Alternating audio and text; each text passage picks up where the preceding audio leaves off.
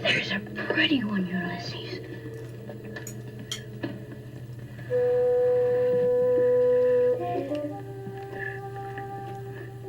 There it is. Hello BookTube, I'm Sean the Book Maniac, and I'm really hungry. But here I am with the Friday Reads. I am going to be making lunch as soon as I finish. Sorry, let me explain you what you're wondering. What is he going on about?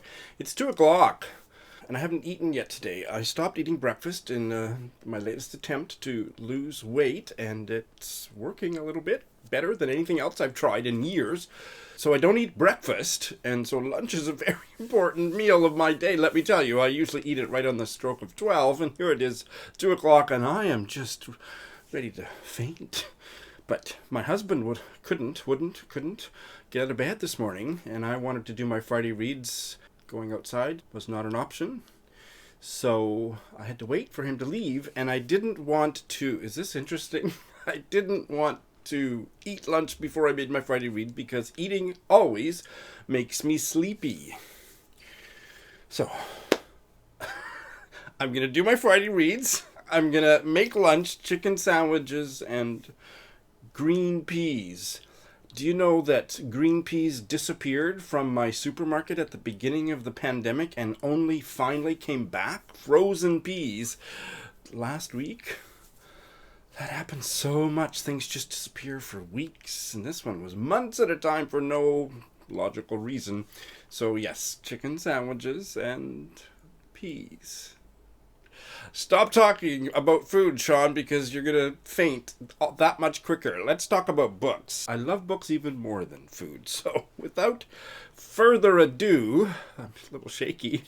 I've had a really great reading week, I think, all in all. No bails. I have finished 2, and I'm going to do full reviews on both of them. So I'll just briefly mention that I finished Cranford. But I will do a spoiler for my review. This is now my favorite Victorian novel. It's the best. It's certainly Elizabeth Gaskell's best, and I think it's my favorite Victorian novel ever. Stay tuned for my review, and because I'd like to get the review up during Victober, you won't have to wait as long as you might have to for the next book. But no, I loved it. I loved it so much. Some people found it boring. I wanted it to be twice as long. And I also finished Covery Madavan's The Tainted, her debut novel.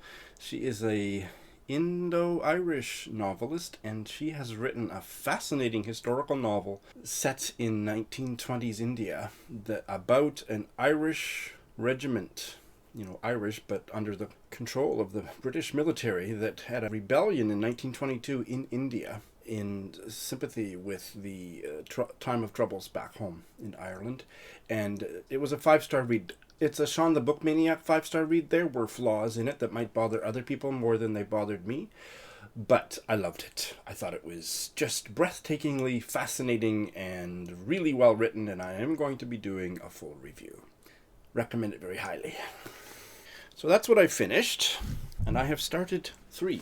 I told you that my next exercise bike book would be this one, Business as Usual by Jane Oliver and Anne Stafford, and I'm really enjoying it. I was loving it for maybe the first half, and then it got a little boring, but just this morning there was another plot twist that if it develops into something major, is going to rescue the ending for me. So I think overall it's going to be a success, and I will finish it in the coming days and probably do a full review. But yeah, it's, as I said last week, it's an epistolary novel, and the main character, is delightful, and she leaves Edinburgh and writes letters back home to her fiancé, who sounds like a total dick. We don't get his letters back to her, but we can read between the lines, and letters to her family, and interdepartmental memos at the department store where she works in the book department of this department store. It's really fun. I am enjoying it, and there's parts of it that I think are just fabulous.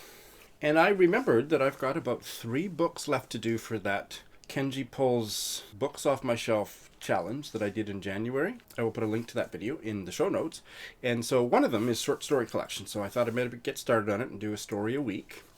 And that is an Annie Proulx collection, Fine Just the Way It Is. which I've had on my shelf forever. I have a price tag on the back. I bought it at a book sale in Tokyo many years ago for 500 yen, for $5. And I'm only maybe halfway through the first story, called Family Man, and I think it's going to be a good story. I love Annie Proulx at the best of times. Not her latest novel so much, but I haven't read much of her short fiction other than the gay one. What was it called? It's ridiculous that I have to look it up because it's Brokeback Mountain. It was a phenomenal short story, so I hope that some of these might be phenomenal too. Stay tuned. And yes, I actually thought the homophobic gods were conspiring against me because yesterday I was ready to finally start this gay erotic novel from 1880 or something, Sins of the Cities of the Plain, by Jack Saul, and I couldn't find it. Somebody stole it. Where is it? It took me hours to find it, but it's stuck in a stack of books and kind of hard to see. So anyway, the lost is found, and the throbbing has begun.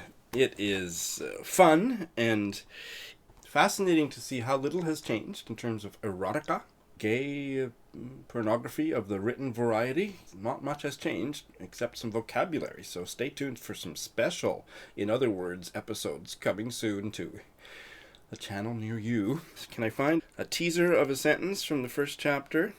Oh, let's give you one from maybe the second paragraph. Do I need to do a trigger warning for gay erotica from the 1880s? You be the judge. Evidently, he was favored by nature by a very extraordinary development of the male appendage. It appeared as if a tremendous length of sausage had been stuffed down along the thigh of his right leg, setting in relief a hypnotic tube from which my eyes were hard-pressed to leave. And having read past this first page, I can tell you the plot does thicken. Oh, somebody just shoot me now. So, I guess this is going to be a short Friday Reads because I'm only at 8.5 minutes and I haven't even edited out my silly pauses or whatnot. And all I have left to tell you is that once I have finished the exercise bike book, this is what I have chosen to replace it. And this is the only new book that I will be starting in the coming week, hoping to finish up a bunch more stuff. And that is this Scottish novel from, I think, 1945 that I've had on my shelf for about a year. No, 1928. Quarry Wood by Nan Shepherd. I believe it was Mel of the late lamented Mel's Bookland Adventures channel that put her on my radar, and I have this and the sequel. I think there's three. It's a trilogy, and I have the first two. The Quarry Wood, I don't need to know anything more than that. It's published in 1928, and it's by Nan Shepherd. I guess those three stories are her complete oeuvre other than a collection of poetry.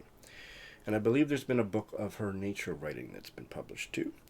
But I think she was not as well known in her lifetime as she's become since. And she died in 1981, so I'm looking forward to giving this a try.